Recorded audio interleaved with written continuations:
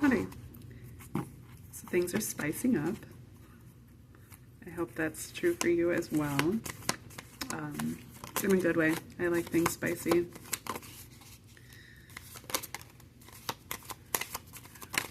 Oh jeez. Okay, we've got a whole story coming out here. I'm not going to take these that didn't flip over. Knight of Pentacles in reverse and the Tower in reverse. Interesting. Okay, that was it. Okay. We got a lot going on here. A lot going on. Okay, let's see how. Okay, like this.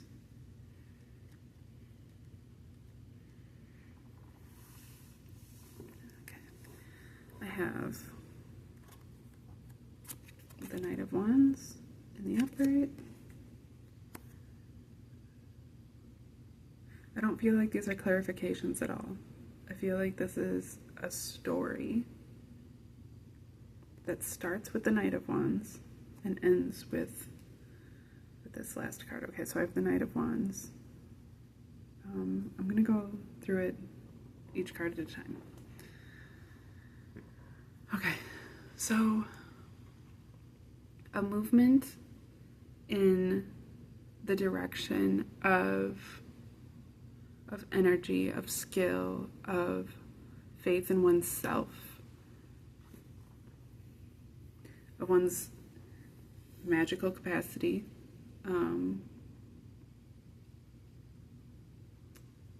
a movement by the sage in the direction away from the Ten of Swords in the upright.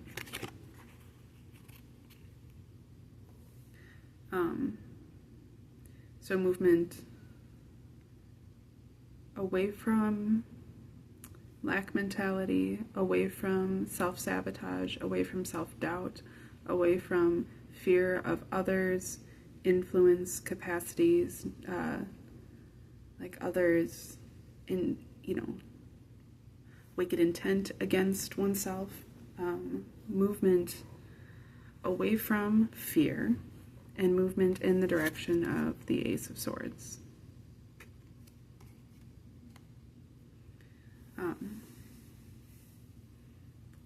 I don't know what y'all have been up to today, but I know that if you happen to see my last couple readings, I've been in this state of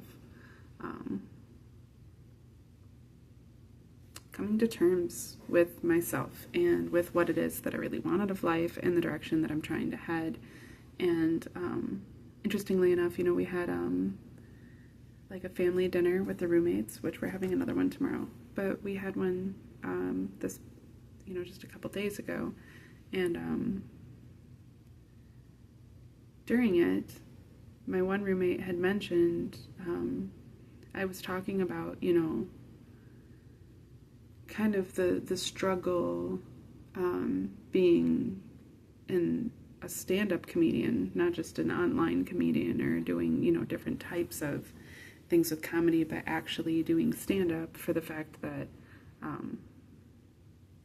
the fear of representation, the fear of how, I'm going to end up being received by people, the intimidation of, wanting to cater to an audience while also expressing oneself genuinely. And his advice was to not care about, to not let that interfere, to not let that be my drive or to interfere with my drive, which was very valuable for whatever reason, coming specifically from him. I think largely in part because I've been tiptoeing around my own beliefs in order to not conflict with him, because I'm aware that we have a difference of opinion in a lot of different ways, and a difference of faith in a lot of different ways, and we're headed in two different directions, essentially. But it was something that and then even talking with him, and then even talking with him afterwards, after the dinner, our other roommate went to, about his his things, and we kind of continued the conversations in a different way. And I found myself like really appreciative of the fact that that he's willing to converse with me when we have such fundamental differences, because both of us are willing to not compromise ourselves. We're in fact very passionate about our own beliefs, but like willing to hear someone else out and to take it in and to process it and to consider it in alignment with our own belief systems. And we don't really, share that we don't have a fear of someone else's opinion affecting our own, personal judgment about those types of things. And that was just very refreshing for me, and a good reminder for me that I'm in a good space for those types of things. So then I'm considering, like just putting myself out there in different ways and trying to figure out exactly how I'm going to go about that, and trying to just get back into that energy, as it's been entirely robbed from me in the past year and a half. It's been continuously robbed from me since I started it. Even the very people that were trying to encourage me to pursue, my career in entertainment and different types of things, have also been the ones to come up against me or refuse to support me in different ways, and to kind of cut me down in a lot of ways that has been obviously more influential than, just any random person doing that. It's always been these people that I've allowed myself to get closest to. And that, obviously like has a lot of different, I need to move this because it's kind of blinding, has a lot of different effects on just my mentality, you know what I mean? And like, it's kind of, I've been going through this reminder that like, I don't need to be so influenced by the opinions of others that way, even those that I care for the most, that I can take things and leave them and, kind of work with.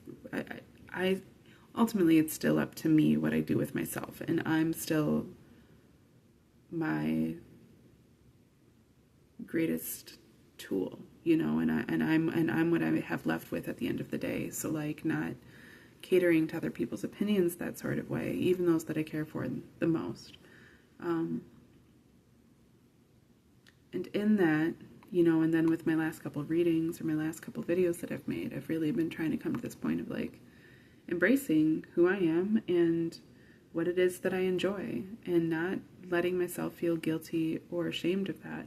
And it's so integral to my life path. I can't say where I'm going to be in 5, 10, 20, 50 years. You know what I mean? Who knows if I'm going to be here a year from now? I have no idea. So, I can't really, there's no space to worry about those things or to try to control those things when I'm not in that space and time yet. I can set myself up well for the future, but there's no guarantee of those things. And I certainly don't want to be found to have been so entirely passionate about so many things and then to be found hypocritical about those same things. So when I'm out here constantly telling people, don't be ashamed and don't be afraid, and like, I accept people as they are, with all of their perceived flaws, with all of their differences, with all of the things that they do that like others may judge in a lot of different ways. If a person is genuine, I receive them, and that's what I care for the most, is that genuineness. And it is, like I said, integral that I also embrace that and of myself. Again, like my last reading was about that, where like, it's not about appealing to some higher standard in those types of ways. Those things, when your base is truly fundamentally sound, then everything that pivots off of that is also equally as sound, and it moves up that way. You cannot, from the head down, it works both back and forth. You obviously have to have like an alignment with your highest power. You have to be able to see that pinnacle to be able to be in alignment with it, but you have to be grounded and you have to start where you're at. You know, getting the body that I've always wanted isn't, and it never has come from me just like wishing for it, you know. To a degree, when I was growing up, like when I was a child, I mean, I used to spend I was extremely shallow, and I used to, you know, I didn't have much else going for me, and I had actually my entire personality going for me at that time. I didn't have my looks in any degree that way. And I remember that always feeling like that was this block between people receiving me well and not. The reason I wasn't generally received well, like it took, you know, once people really got to know me, they'd be like, oh wow, like you really have so much to offer. But people wouldn't give me that chance because I didn't fit their comfort level of what was attractive and magnetic in those types of ways. And it's not that like I've made a point to necessarily appeal to those things, because I make a point to appeal to my own standard of beauty. But there was a stretch of period of time that I kind of had to go through that process, and that those things were being manifested in me because of all of the visualizations that I had done as a child.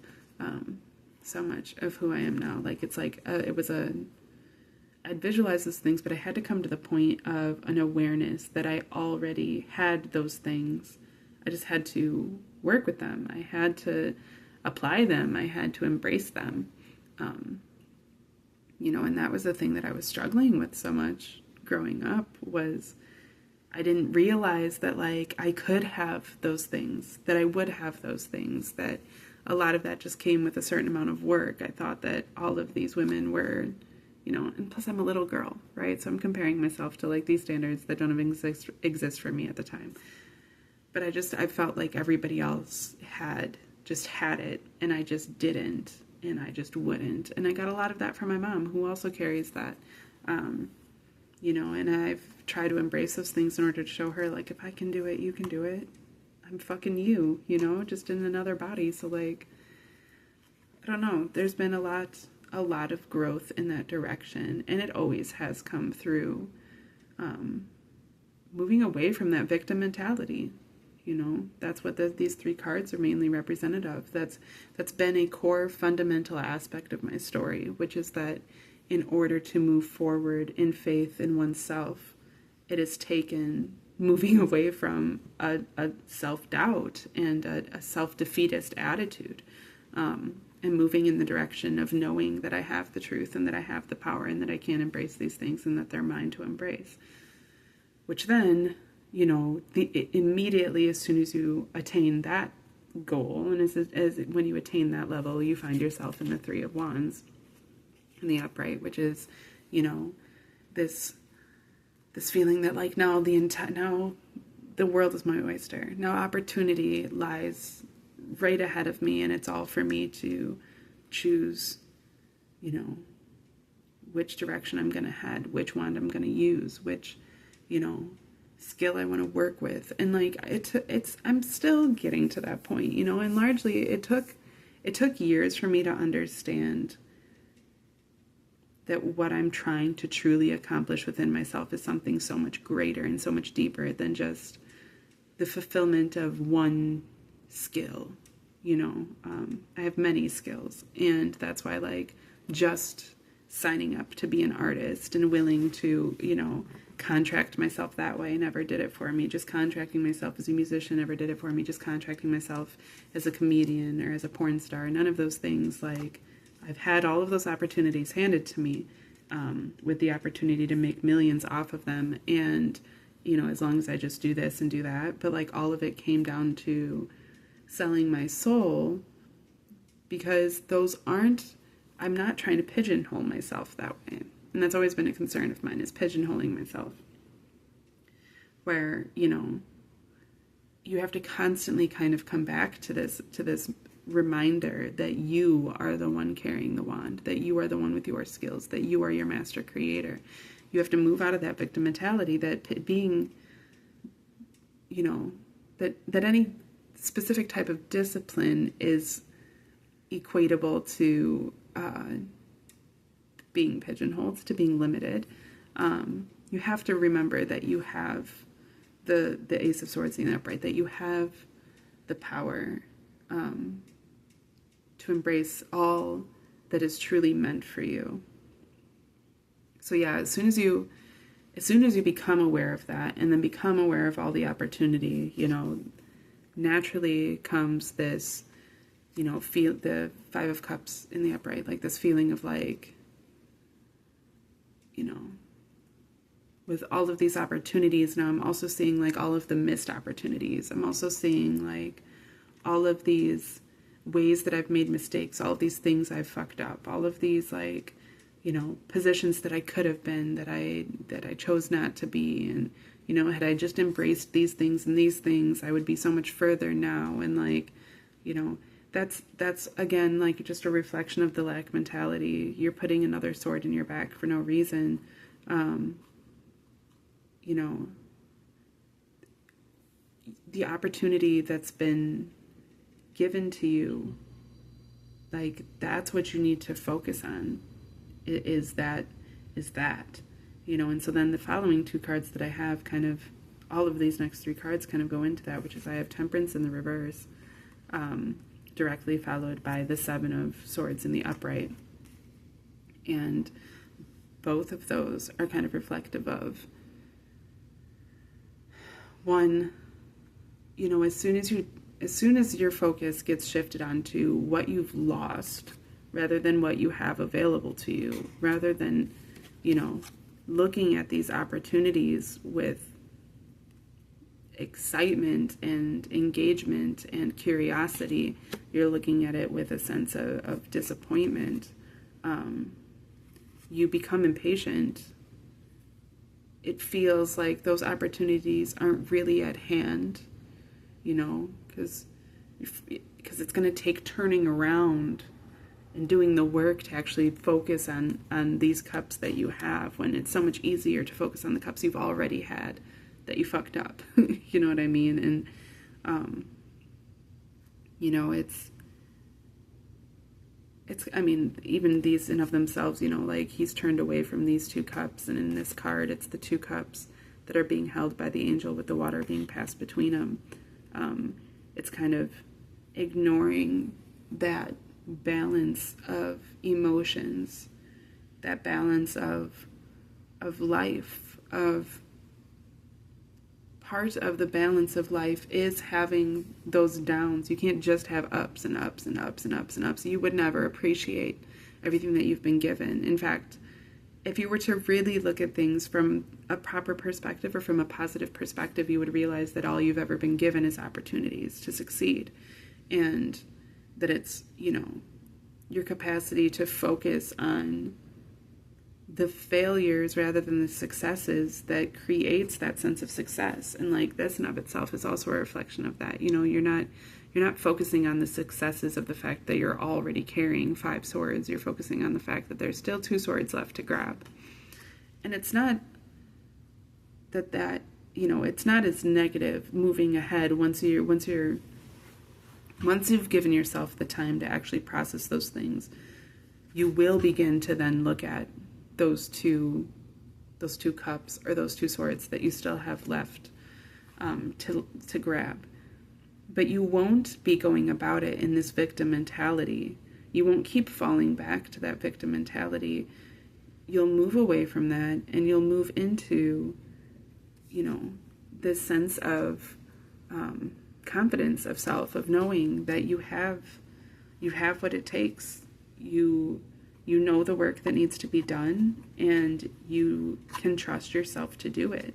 You're aware that, you know, we're like in the process of turning your emotions into tangible concepts, into, you know, going through the emotional labor and the internal work of recognizing where your emotions are coming from, the traumas that are attached to those, and then recognizing the truths beneath that in order to really embrace the fullness of yourself. You will move away from the impatience of not knowing and the balance between, you know, your emotions and your intellect, and you'll move into this perfect balance of the understanding that it's all of those things always at all times in equal measure with one another. And that will allow you to go with the flow, because sometimes the going is tough, and you know, sometimes it's quite easy, and you know, you can't just try to rest in the times when it's easy. That's a struggle that I have, is resting when it's easy and then busting my ass when it gets hard, which is fair, but no true balance. Truly, you should be working at all times, always. You know, you don't let the hard times affect you so much that you become weakened, but you also don't let them affect you so much that you overexert yourself. But you also don't let those times of rest keep you from doing your work, and you don't get lackadaisical and lazy within those things.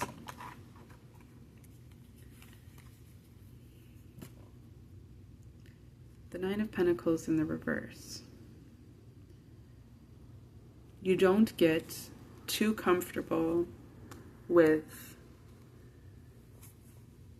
your abundance. You don't get too comfortable with the things that you've achieved. You don't get too comfortable with your sense of security, that you just stop working, because that will, and just like, okay, so the way that I lay these down is I laid it now back onto itself so that the story can continue. And right now that Nine of Pentacles in the reverse is just leading directly back into the Ten of Swords in the upright. And you know, that's a caution, it's a warning to not get too comfortable. Don't get too comfortable so that you end up, you know, with a whole bunch of swords in your back again. You have to keep maintaining, you have to keep doing the work. But as you do that, and now when you're doing that too, a lot of times like comes a confusion as to, here's Judgment in the reverse. There comes a confusion of, which I haven't seen that card in this deck, it's actually very neat, interesting. There comes this confusion of, what is it that I'm supposed to do?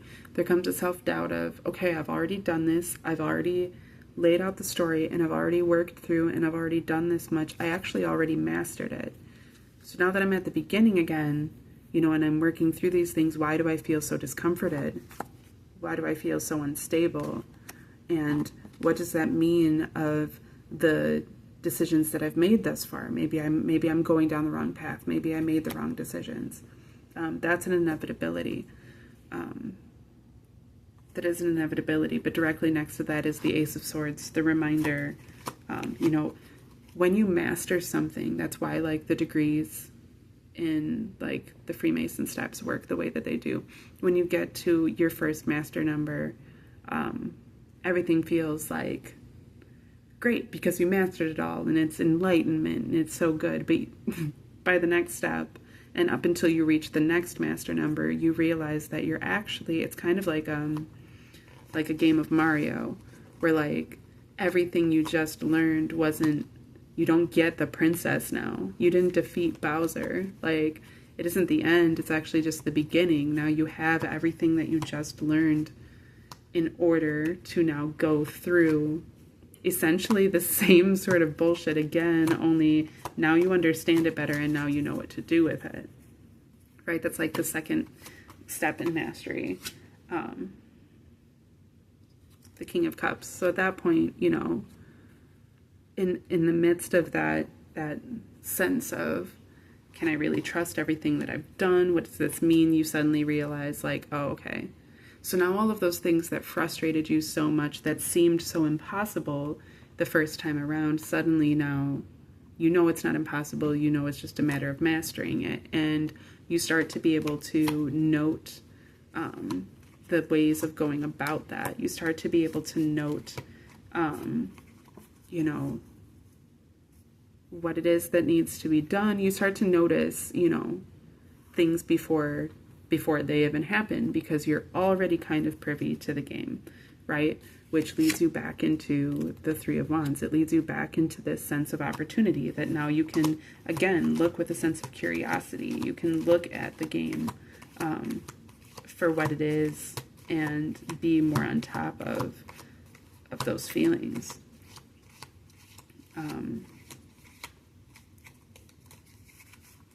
Okay, this just told me to skip the Three of Wands because that's going to stay, which is also an interesting concept. Okay, so we mastered it once. Now we're on to the 22nd. We're going to keep the Three of Wands the same. Although we're continuing to level up past that, you don't, you know, it's not up until you get into higher levels that, like, you know everything. Eventually, this Three of Wands is probably going to become one of those, you know, I'm looking at it in the realm of Mario, Super Mario. You know, like, you begin to learn the more that you do it, that there's, like, hidden compartments, there's hidden doors, there's hidden boxes to hit. But you don't realize that yet until you master up again. So for right now, this suffices. So the next card is going to be over our Five of Cups. Okay, so right, we're in our King of Cups right now. We're in a sense of assurance of self. We're in, you know, like this feeling of comfortability with, you know, who we are, what we have to offer, what it is that we're doing. There's a curiosity and excitement about where we're headed. And then instead of the Five of Cups this time, so instead of getting caught up in our emotions the same sort of way where we feel the sense of loss every single time that we mess up, by the time that we've already mastered it and come around again, we realize that, like, it really isn't such a loss. It's, well, I got the Hermit in reverse, so it's more of this,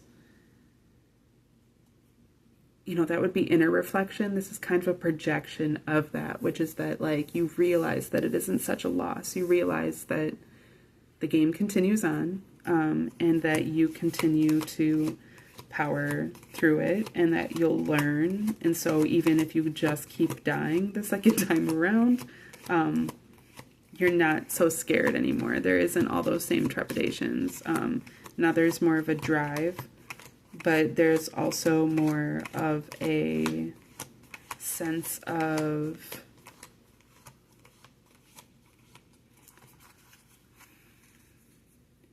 like just like a conscious act as to what it is that you're doing. Where, like, the first time you were doing it, you would do a lot of things willy-nilly, where now you've learned that. So you can trust yourself, but you're also having to project that trust because you still haven't won the game yet. And in fact, it kind of just feels like you're doing the same thing over and over again still. But now, instead of becoming impatient, you have the Four of Wands in the upright. Instead of being impatient, you have this sense of, I know that if I do this work the right way, there is a sense of victory at the end. There's even these small senses of victory in just beating this level, defeating that one little guy, like, you know, not getting hit by that one dog bullet or whatever. So where at this point you would, at this point last time, before you had mastered yourself at all, you were looking at missed opportunities as a sense of loss, and you were kind of like letting it, like, it's adding on to the time that you're taking in the game because you're looking back like, oh man, I missed all those coins, you know, should I go back and grab them, or should I just keep pushing forward? You know, I missed that pipe, I missed going down that pipe, like, is that really like a super special world that I'm missing out on, or am I supposed to go forward? You know, back the first time you were looking back, despite everything that you were already kind of almost struggling to carry, and you were letting it take away from your time. But now you are in the Page of Cups. Now you're in this energy of trusting that the more that you do, you're just going to continue to master this game. And the better that you get at it, the less you're going to worry about looking back, and the more that you can look forward into whatever the future may hold. It may hold some surprises, like a fucking fish in your cup. But there isn't that same sense of like confusion or trepidation. Again, you have come back to your own masterhood. You've come to recognize your true strength. And you kind of just start to hammer down on that. You start to, you can trust that, so that you now, instead of feeling like at a sense of loss, like, okay, so like when you first become convinced that you're going to find the princess, right? And then you realize that the princess is actually in a different castle, it's kind of disheartening. But instead of there being that disheartening any longer, I'm keeping the magician there as well. That's going to be our master card, so it's going to stay there. But instead of that disheartening Nine of Pentacles in the reverse, now suddenly you're in the Sun. Okay, so now that you're on your third mastership, you're aware that it's a cycle. You already know what to expect. You pretty much feel like you've been through everything. You've already understood everything, because it's come back full circle. So you have seen it all kind of before, right? There's still different things to learn that keep it exciting. Instead of that sense of judgment in reverse like we had, where there was a concern of what is it that I'm doing? Am I really on the right path? You are assured of that now. You're assured of your path. You know what to expect. But at the same time, there's this Four of Pentacles in the reverse. At the same time, okay, so you're not clinging to the same, that fear of not knowing where you were going, not knowing what you were doing, feeling like, I already went through this, why am I going through this again? Didn't I already master this? That isn't there anymore. Now you're aware that it's a cycle. That's what, this is the third. That's what the 3 stands for. The beginning of a cycle. So like you're aware now. Third time's the charm. And so you don't have to cling so tightly to the concepts that you have. At this point, actually, you're not just in your King of Cups energy, okay? Which is confident about your emotions, maintaining your emotions that way. Now you are also in the King of Pentacles, but in the reverse. Now you're in the King of Pentacles in reverse. You're not clinging to the material things. You're actually looking now for, you're more open and more curious to look for what other things you could be missing, right? You're not fully, like, contented. You're not like, I don't need anything, I'm good, my means are sustained. You're actually aware at this point that there is more to be had, which leads us back into, like I said, this 3 of Wands in the upright. There's this opportunity. You start to look for those opportunities now, and you're looking for them prior to them being presented to you. You're not just standing at the edge and then being like, oh my goodness, there's all these opportunities, what do I do with that? Which you still were in even this past time around. Now you're in this position of being comfortable in a space of not having a sense of security because you're aware that those opportunities are coming. Where did the card just go? Sorry.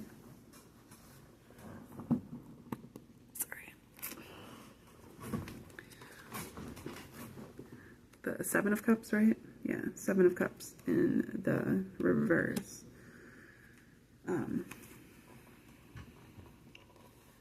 In the reverse. So at this point, yeah, this is when you're able to start recognizing, the secret little hidden doors and the secret little traps and the secret little other things that you didn't notice before. They were things that were hidden to you prior to your, I would say that the third mastership is kind of like it's like an equalizer. It's when, like, it's not the final masterhood, but it's at all. But like you are now secure in knowing your mastery. And so at this point, like, the curiosity isn't just this wide, vast, open curiosity, like all of this lights before me and you can't really actually see what's ahead. You just know that there's opportunity. You actually now are able to start noticing those things, and you know, you're in a point where you can actually see them for what they are, so you can reach them. So now instead of being in this state of not fully knowing and having to trust just that your skill is building, now you're in the Queen of Pentacles. Now you're in this sense of, in the upright, you're in this sense of comfort with the things that you have, with the sense of stability that you have. You know what you're doing now. You know how to spot those things. You know there's a rabbit in the card, hidden in the card, and like you know that now. You know to look for those things. You might not know all that's there yet, because that card was still in the reverse, but you're confident enough that you can move into, again, the Four of Wands, this place of contentment and this sense of victory in that position. But more than just these being freestanding, so these are standing without any actual stability underneath them, there's still that victory because you know, like, oh man, I don't even have to know what I'm doing, and I'm getting there, I'm achieving it. No, now you know what you're doing. Now you know what you're doing, now you know what you're looking for, and you know what to do with it, which brings on a different energy. Let me see, what energy is that? It brings on the Chariot in the reverse. So it brings in the sense of, Chariot in reverse. It brings in the sense that, like, I know when to take my time. I know that I can take my time. I'm also much quicker at this point than I was prior anyhow. So I've given myself that time and I don't have to rush. Now I know what I'm looking for. So it's not the time constraints and that feeling like, oh no, I'm getting too old. The game is going too quick. Like, that is now gone. You've mastered that. You don't have those concerns. So now, not just being in the Page of Cups where you're willing to embrace your emotions in a comforting way, now you've actually began to master them, where that anxiety no longer is getting to you and affecting you the way that it was. Now you are in, what is this, the 8? No, the 7 of Pentacles in the reverse. My battery's about to die, so hopefully I can finish this. Maybe I can charge it. Give me a second, sorry. Sorry.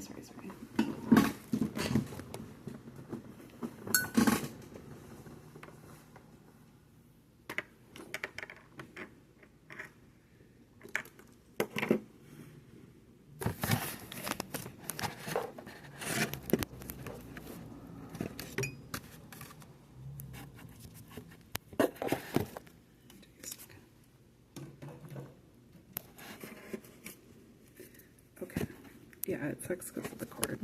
It's okay. Let me see if I can maneuver it in a way that's not really in my way. Okay. That should be better. Okay. So now you know that you don't have to rush and you have managed that anxiety. But there isn't, this is in the reverse. So you're not in, just because you're on top of your anxiety, the game is continuing to go. And you're already well aware that the way that Mario works is that, like, the same thing is just going to keep happening more intensely and more intensely and more intensely as little things get added on up until the end of the game, right? And the hope at the end of the game, the thing that's driving you, is this feeling of I'm going to reap what I'm sowing, that I am working for my princess, and eventually I will get to my princess. But if you've ever played Mario, you find that the princess keeps being in a different castle. She's constantly in a different castle. So even when you get to this point of having mastered yourself multiple times over, right, there's still this sense of not reaping the benefits of your harvest Instead, there's a constant work that has to be done. But that's why we continue to go back to the magician too, and go back to the process of alchemy, because at no point in time is there supposed to be an end that way. You know, it's so innate in our human nature to want to look for resolution. And there are small forms of resolution in our active lives. But at the same time, like, assurance isn't, the nature of assurance isn't to have everything accounted for all time. It's to have a confidence that secures oneself through changes, you know, and like everything is always changing. Everything is constantly changing. The world in which we exist does not stay the same. So you have to move in at that point. Like there isn't going to be a point where your masterhood like gets you that princess. You're that princess. You're the thing that you're fighting for. What you're actually playing the entire game for is just so that you can have the skill of playing the game. Just to play the game. That's it. It's just a game.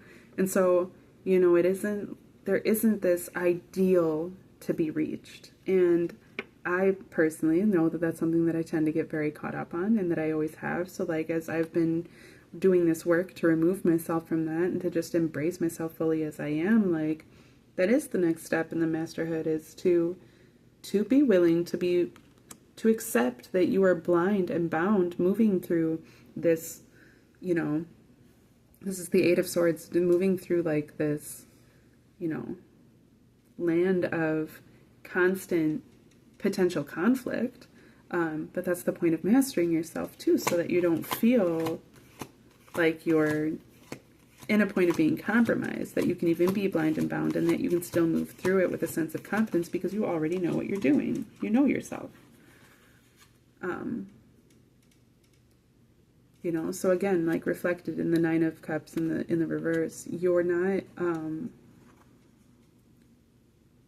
there isn't this final sense of contentment that moves right into the King of Pentacles in the reverse as well, which is like being willing to accept that. We're going to keep the King of Pentacles in the reverse, actually, because this is all reflective of that. And it kind of hammers down on that in life too. Like, you can get so disheartened and disillusioned by this sense of idealism, by this sense that there's a perfect end to all things, that eventually you're going to attain this perfect peace, when ultimately that really is coming through embracing the game for what it is, and mastering the skills that are at play, and having all of those things under your belt, and then just being to the point that you can actually enjoy yourself, so that when you reach the point of all of these different opportunities that you can see, not just that you see them for what they are, but they are actively able to embrace them, and without fear. You know, all of these cups look kind of terrifying. And you know, the first time that you recognize them for what they are, that was part of it. You know, your shadow self was seeing these, you know, this is in the reverse, but your shadow self was seeing these, all these cups and all this weird shit in these cups, and was seeing it as something like, is this even worth the sacrifice? Is this even worth the work that I'm doing? Is it, you know, why am I mastering? That's just to have these, like, that's what's in the cups. And it, you know, this sense of a lack of appreciation could definitely come up. But instead of that fear, you know, we moved right into the Queen of Pentacles. So we're actually, instead of that fear, we're covering it with the Five of Wands. Instead of the feeling of conflict, instead of the feeling of having to defend oneself, having to, you know, stand in defense of others, it's more about embracing the brotherhood. It's more about embracing like the spirit within all of us that binds us together in this war, in this game, in this fight, in this struggle. It isn't about there isn't an ultimate end, and there isn't a winner in any war. It's not supposed to be like that. So, you know, like, that moves into the Queen of Pentacles, into being confident with one's own sense of stability, enough that one can have a sense of peace.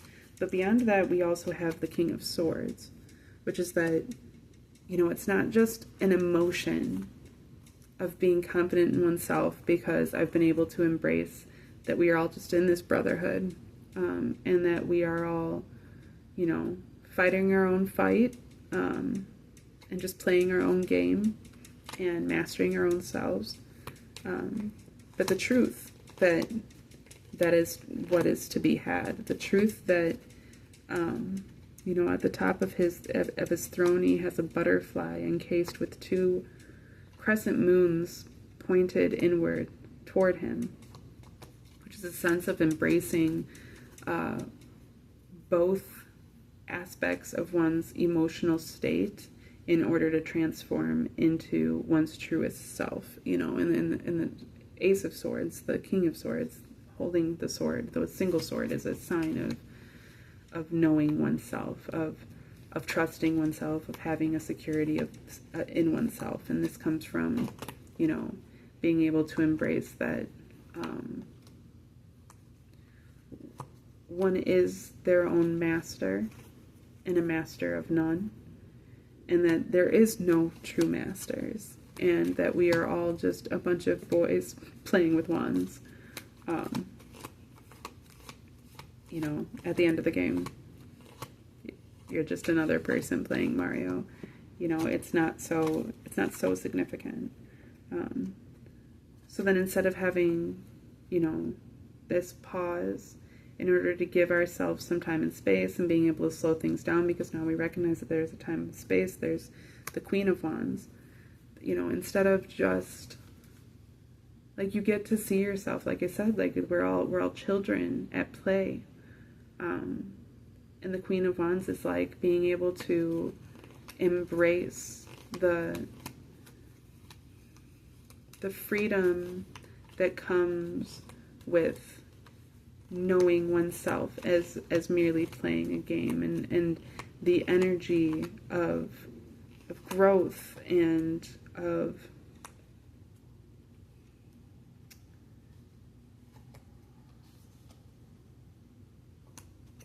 growth. I'm saying of superstition, but what does that mean? The energy of growth and superstition. Fantasy. Like, embracing the fantasy. You know, you don't have to, that's leading into the Eight of Wands, or the Eight of Pentacles in the reverse. And, like, it's not about waiting on a harvest. The harvest is the Lord's, right? Like, that's for the universe, and that's something that happens again in its own cycle. But for us, it's about embracing the fact that this is it's just the way that the game is, and we're just playing it, and, you know, we're mastering it for our own entertainment, for our own entertainment. It's not about anybody else. It's about our own imagination and what we can do with it and what we can make of these things. So instead of waiting on a harvest, the sense that it's never coming, instead of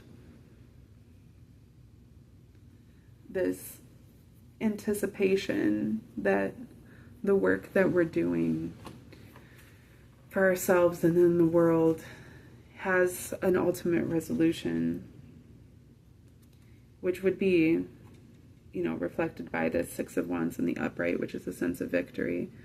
It came in the reverse, and it's this sense that none of us we're all our own victors. We're all our own victors. So, like, you know, because we just got down the Queen of Wands and the King of Swords. Like, we we know ourselves to be our own victors, but that's not so that we can be recognized in the world as something so great and powerful. Again, like, we come to the magician, and once you've mastered it this far, because now this is over the 33rd degree, this is already moving into the 44th, which at this point is a transitional. That's why the butterfly is here. It's another dimension that isn't part of the tangibility of this process. So when you come back down into the first dimension of the reality of yourself as a magician and alchemist, you know, it's easy to, after all of this mastery, to kind of forget yourself almost into, you know, there's so much that's been built up, there's so much we've been through, there's so much that we've learned and had to process, that it feels like at this point that, like, the magician's supposed to be like something so much greater, something so much more impactful, something so much more influential. And truly it is by nature. I mean, this has guided this entire game. This has been the whole entire emphasis of the game, or the whole, you know, this is how the entire game has worked. This is how you've been able to make it work.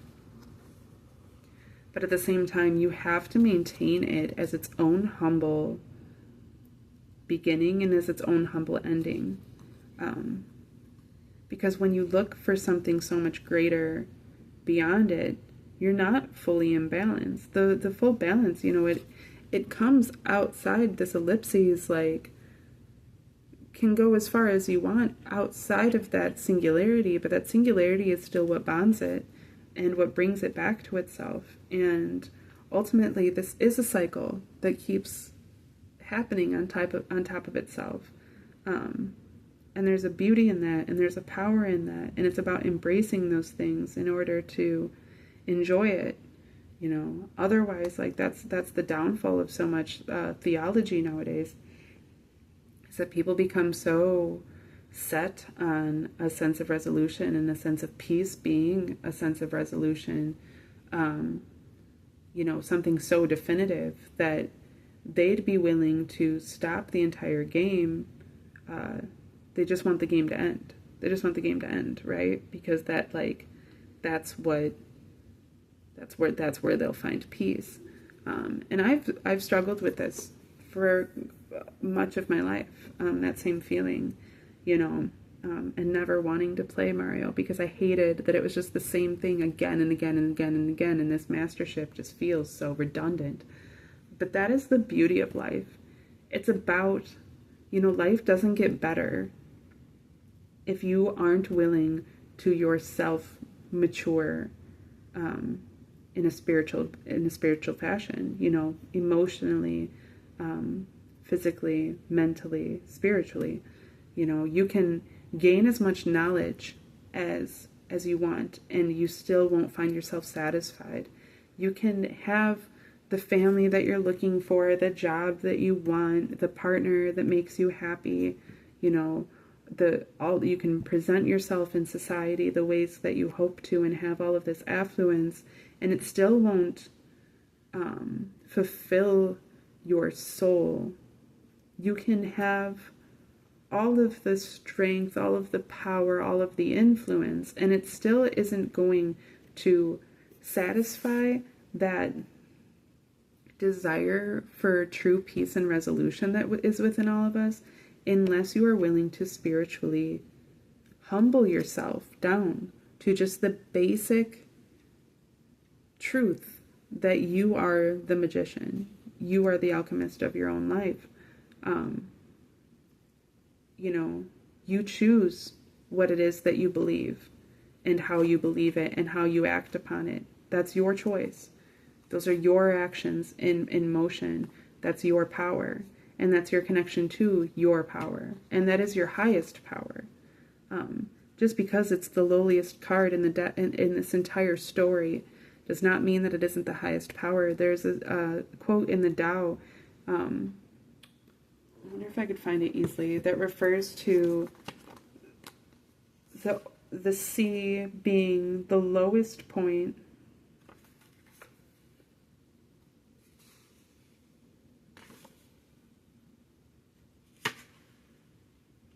the sea being the lowest point, so that all rivers run to it, and that in keeping itself low, it actually ends up being the most fulfilled, because all of the rivers are running to it, and the only reason that all the rivers are running to it is because it keeps itself low. You know, and that's, it's true. There is an innate sense of humility that has to happen within our active experience, and we have to keep going back to that humility. Again, though, this is also the sign of power. This is our empowerment. Every time we hit back on that and bring ourselves back to the state of ourselves being the magician and the alchemist, we are mastering ourselves once again. We are leveling up to that next position. And really, there's no end. I mean, I could literally just go through this entire deck and tell this entire story more and more. You know, and I'm sure that people would love for me to do that, but I'm not going to. I'm not going to. Maybe another time I'll do it again and it'll pick off from where we left off. But no, I think this is sufficient. I think this is sufficient for where we're at right now. I'm not really... I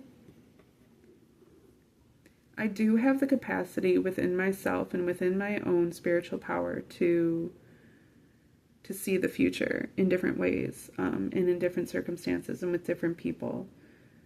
But I don't ever treat that like a game. I don't, to me, that's like a cheat code almost, that like I just don't use outside of my own personal accountability. I don't even use it for my own personal advancement. I use it for my protection, more or less. And anything that falls into that type of category as being an essential cheat code, I use for my protection. I don't use for my advancement, because that would just take away from the joy of playing this game. And, you know, I very much, like, I spent most of my life being entirely depressed. From the time I was 8 until the time I was 30, I was actively suicidal. I was so incredibly depressed. I had a very low sense of self, a very low state of mind and being. I had toxic relationships. I was surrounded in toxic environments. I had my own toxic behaviors that I was acting on compulsively. It took me so much work. So much work. It didn't even take that much time in consideration for the fact that that was most of my life, but it took me a hell of a lot of work and energy, you know, and sacrifice.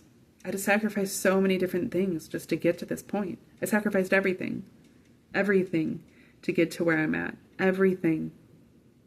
Literally, like, my down to the core of my identity and who I am as a person, up to the people and things and places and, you know, everything that I loved the most. Like, I sacrificed it all to be where I am today. And, you know, so I don't treat these things like a game. I take these things seriously because I made those sacrifices. You know, it goes into that mindset where, like, if you pay for something, you're more apt to take it seriously than if you would just receive those things for free. And I've also seen that in my life. You know, when I was giving myself away for free to everybody in every different way I could imagine, I couldn't get respect, you know, for nothing. But as soon as I started withholding myself, one, those things became innate. People could recognize those things in me without me having to show them, and that validated myself in a way that I didn't think that I would have been otherwise. So I was constantly giving myself in order to feel valid, not realizing that I didn't have to validate myself. Who I truly am is already valid. But it also, like, did this thing that I wasn't trying to get it to do. I honestly started withholding myself because I was tired of the connections, and suddenly now all of the connections opened up, and suddenly all of these people are giving me different types of energy and stuff because I'm not begging for it, because I'm not expecting it, because I'm not manipulating certain things in order to get it, including myself, or people's concepts of myself, you know. And so again, like, this comes back to me being willing to embrace who I really am and to be okay with that. And, you know, to not look at myself with a sense of judgment, but I don't need that. There's already enough that we're dealing with. This game is hard. You don't need to, it's a hard game. It's a hard game. And everybody's different. Everybody's playing with, a different controller. Nah, the controller is the same, but everybody's different. Everybody's going to play it different, you know. I guess essentially we're all playing with the same controller, but different characters. You know, we're not all Mario. You're you, and I'm me, and we're all these different people playing this game, and, you know, that's what makes it so great. And, you know, people that are unaware of themselves and that aren't doing the work to truly be aware of themselves and that aren't doing the work to, truly embrace life for what it is, are essentially a threat to the sustainability of this game. You know, and it's not about, you don't have to feed people to the wolves. They'll feed themselves to the wolves as long as you aren't trying to save them from themselves. And I've always been the type to save people from themselves. I've had this major savior complex for the majority of my life, and it's taken me a very long time to get to this point of realizing that that isn't what people truly want. And like I said in a different video too, I mean, it came down for me, somebody, you know, two people that I cared for very deeply that were closer to me than anybody at the time, more influential in my life at least, telling me, if you really want to kill yourself, then do it. You keep saying that you want to do it, then do it. For me to realize, well, I guess that really isn't what I want. What do I really want? You know?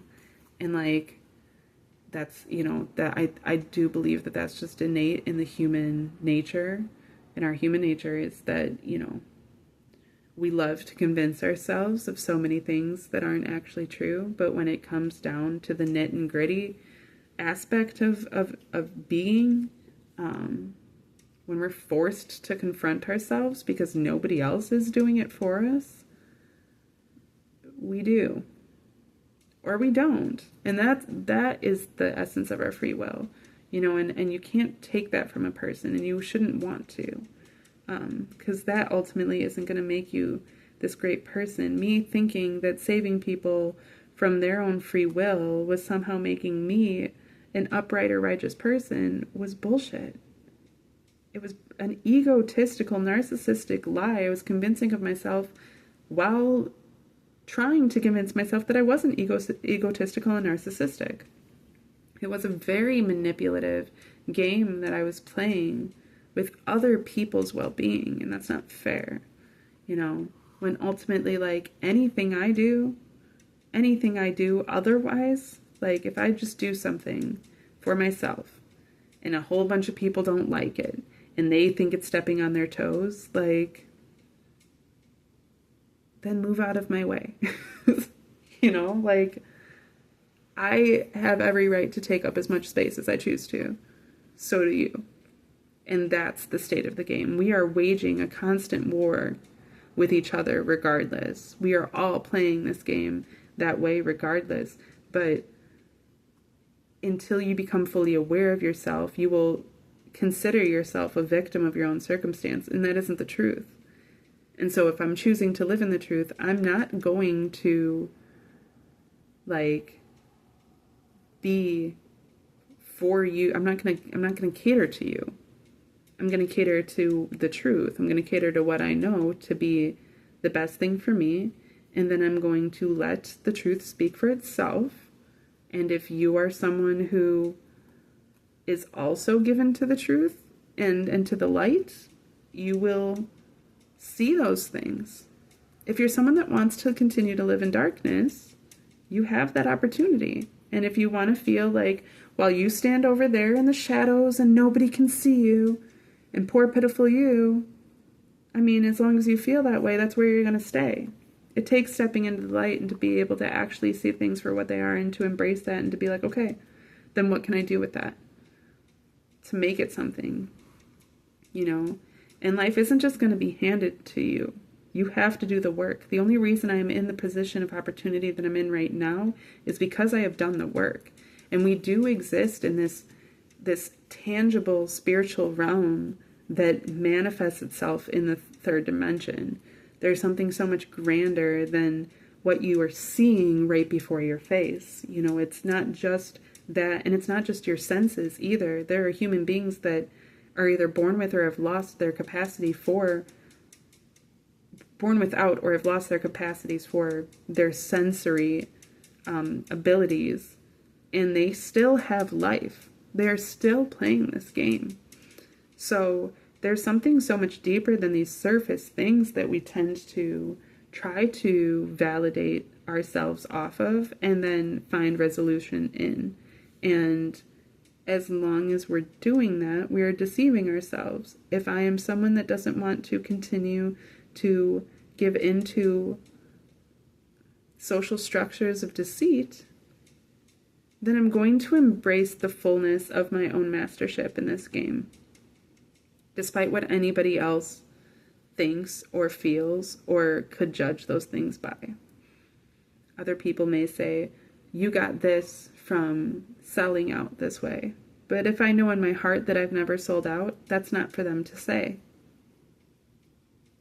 And I've been in that position of looking at other people and determining that they had sold out, only to get to the point that I have in my own masterhood to understand that that's not my judgment to make. And if I'm making those judgments, it's because I am not mastering myself. I'm putting my energy into trying to judge others instead of doing my work myself.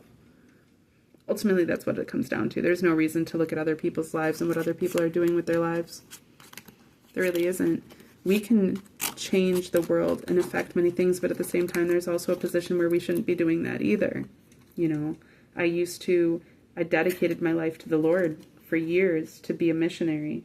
That was truly in my heart. And, you know, what I thought that was supposed to look like was, you know, having a church fund my trips to places where Christ wasn't being preached, and to preach Christ to people who hadn't heard or weren't naturally given to Christian concepts, and to preach Christianity. And it has taken a long time for me to realize that is far from the truth. That's not the actual gospel that needs to be taught, and that teaching the gospel doesn't look like crusading Christianity through the world. And to want to crusade your own belief system that is, you know, your own crutch, and everybody else. Well, like, what did I say? I had a saying that to a man with a broken leg, a sling, how did I say it?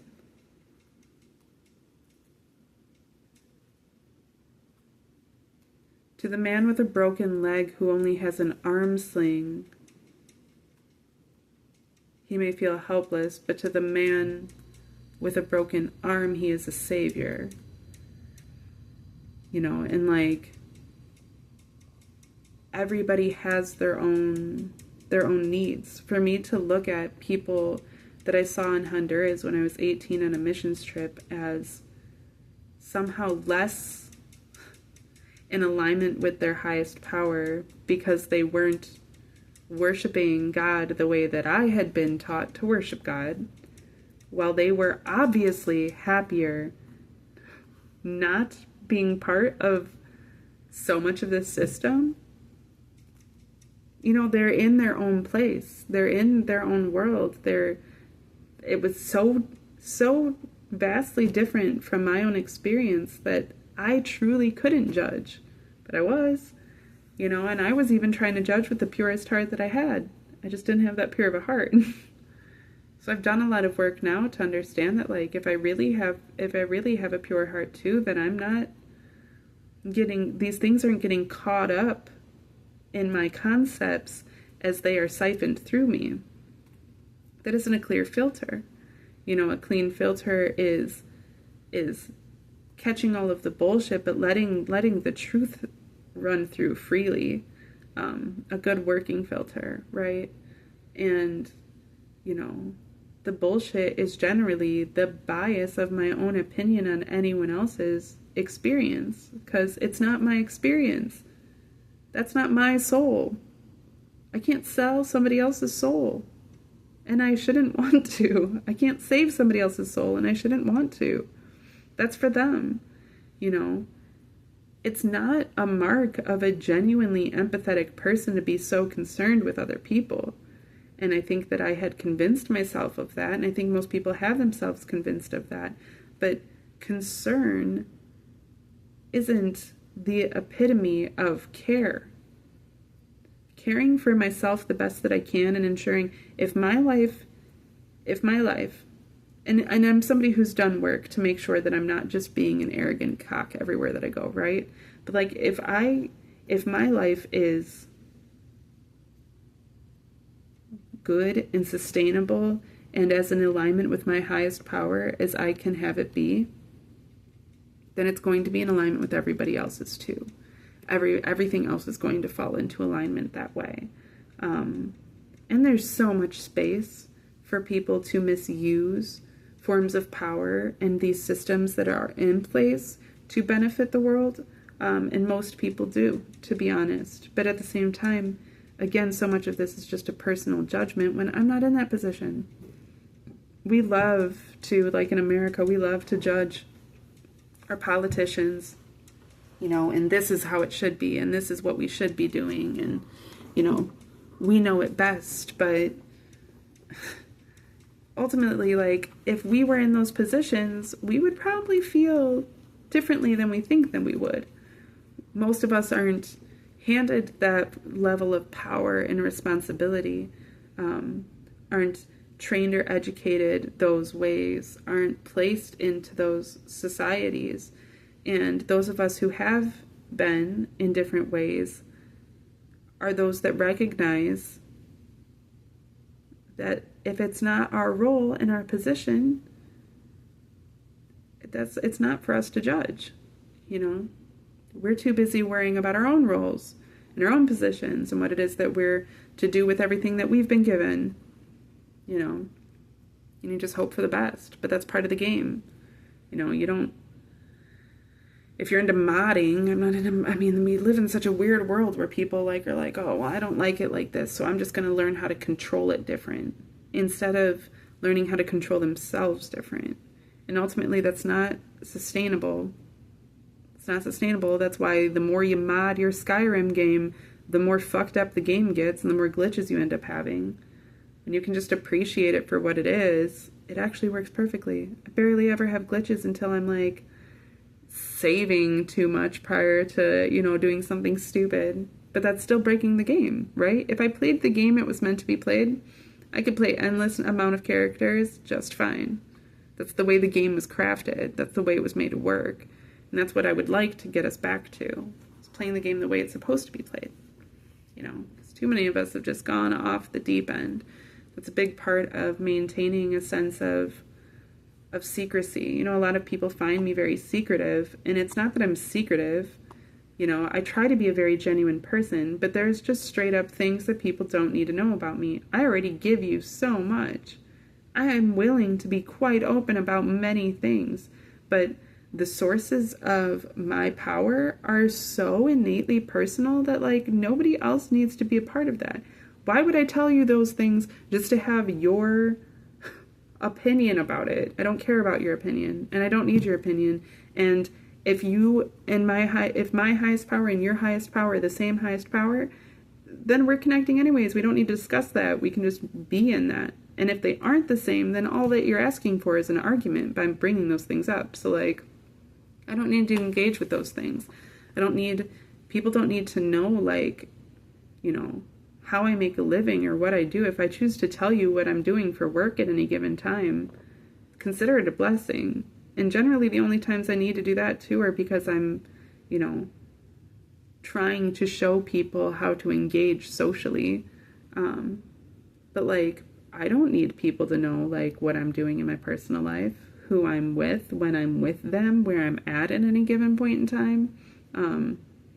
Again, if I share those things with you, that's a blessing. And if I don't share those things with you, it's not necessarily because I'm keeping some secret as much as it's you don't need to know about me, anything about me. Worry about you. You know? Like, part of my work is to give of myself out to others. And so I do that. But that's me. And that's my personal, you know, connection with my highest power and what I feel called to do. I don't feel called to answer paparazzi questions. You know what I mean? Like, I don't have anybody supporting me. So like, if you aren't the one giving me what I have to survive, you don't need to know shit. You really don't. Take what you were given and make the most of that instead of asking for more. Okay. I don't know exactly where all that came from, but I already just feel a lot of things. So that's where I'm at. This was a very interesting read. Never done anything like it. Never seen anything like it. Very much enjoyed that. It did feel like I was playing a game of Mario. And it's funny because, like I said, like I always hated playing Mario. It felt so redundant and I just hated it. My ex was very good at it. He loved it. I loved watching him play. I hated playing it. But now I almost feel like, you know what? I might actually enjoy it more. I think I get it now. In a different way. It really is just about being willing to appreciate things for what they are. The more you do that, the more you'll see into them, the more powerful they can become, you know. Yeah, so hope that served you well, and I will see you in another video.